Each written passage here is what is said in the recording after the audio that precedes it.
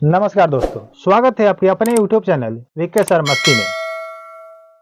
आज आप लोग थंबनेल देख करके देखे होंगे कि सर्वे में एक बड़ी समस्या आ रही है कि गोद लिए व्यक्ति को उसके पैतृक संपत्ति में या खानदानी संपत्ति में या जो उसके पास संपत्ति है और किसी व्यक्ति को किसी ने गोद लिया है, तो जिसने गोद लिया उसके संपत्ति में भी उसका हक होगा और जिससे जन्म लिया उसका भी संपत्ति में हक होगा या नहीं होगा, ये डिसीजन क्लियर नहीं हो पा रहा है। एक व्यक्ति ने हमारे कमेंट में ये लिखे कि ये गोद वाली जो कहानी है हमारे पास भी है, तो थोड़ा इसको सारा क्लियर करते हैं आज इस वीडियो के माध्यम से।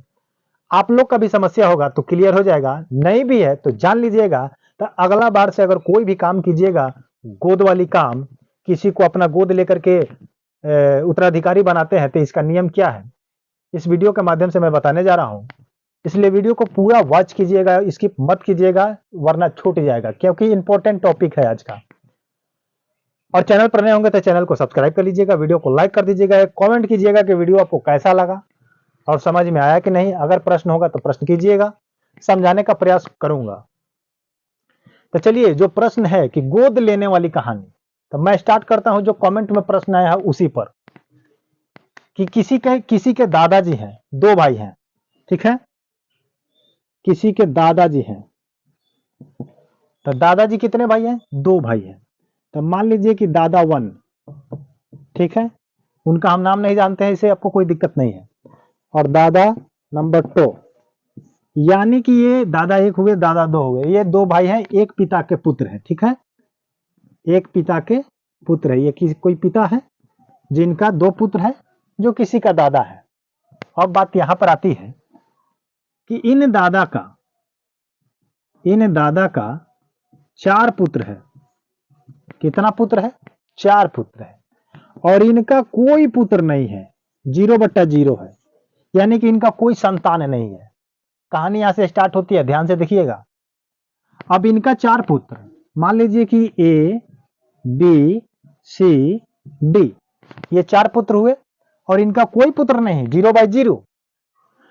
अब यही जो सेकंड नंबर दादा है, इन्हीं चारों पुत्रों में से किसी एक पुत्र को इन्होंने क्या किया? गोद ले लिया। बढ़िया से समझिएगा, एक को क्या किए? गोद ले लिए। किसी एक को लिए। तो चलिए समझिए।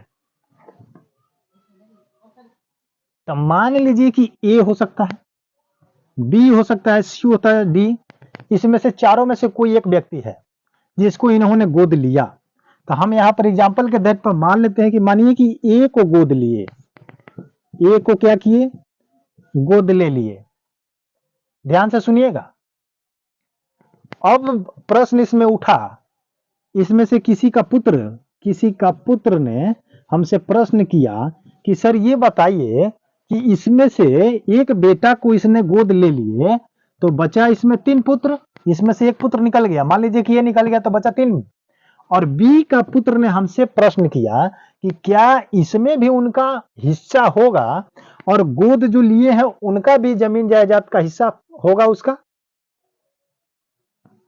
तो अब समझाते हैं। इसमें क्या किए हैं कि जो दादाजी है, 2 नंबर दादाजी, इस गोद लिए ए नंबर को क्या किए कि अपना जितना हिस्सा उनको मिला है अपने पिताजी से, मान लीजिए कि 20 कट्ठा जमीन है। कितना है? 20 कट्ठा, ठीक है। तो 20 कट्ठा में से पैतृक संपत्ति है तो 10 कट्ठा तो इधर चला आएगा, चला आया, और 10 कट्ठा इनको चला आया। भले इनको संतान हो या ना हो, इनके हक में कितना आ गया? 10 कट्ठा। और इनके हक में कितना आ गया? 10 कट्ठा। बारीकी से ध्यान दीजिएगा। अब इन 4 पुत्रों का हिस्सा इसमें कितना बना? 10 ही कट्ठा में बना।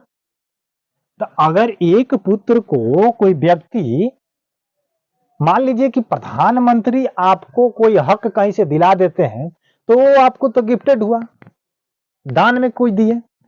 लेकिन जिनके आप पुत्र हैं उनके जमीन जायदाद में, प्रॉपर्टी में आपको तो हिस्सा बनता है। तो प्रश्न आपका यहीं से क्लियर हो जाएगा कि ये 10 कट्ठा जो जमीन है, दादा 2 जो है, ये ए गोद जो लिए हैं, इनको सारी जमीन क्या किए हैं? रजिस्ट्री कर दिए हैं, ठीक है, रजिस्ट्री कर दिए हैं इनके नाम पर। तो ये 10 कट्ठा तो इनको अवेलेबल हो गया, इनका टोटल जमीन इनका ये को मिल गया। अब बात आती है कि ये जो है दादा 1 का पुत्र है, तो अब इन 10 कट्ठा को हम क्या करेंगे, यहाँ पर 4 भागों में डिवाइड करेंगे। कितने भागों में? 4 भागों में। तो मान लीजिए कि पॉइंट में लेकर के चलते हैं, तो 2 कट्ठा 2.25 कट्ठा पड़ेगा यहाँ पर एक को, सबका 2 कट्ठा 2.25 कट्ठा पड़ेगा, मान लीजिए 2.25 कट्ठा, मोटा मोटी में मान लीजिए कि 2.25 कट्ठा पड़ा, सबका पड़ा कि नहीं पड़ा। तो इनका 2.25 कट्ठा हुआ, इनका 2.25, इनका 2.25, इनका 2.25, एक का भी यहां पर हुआ।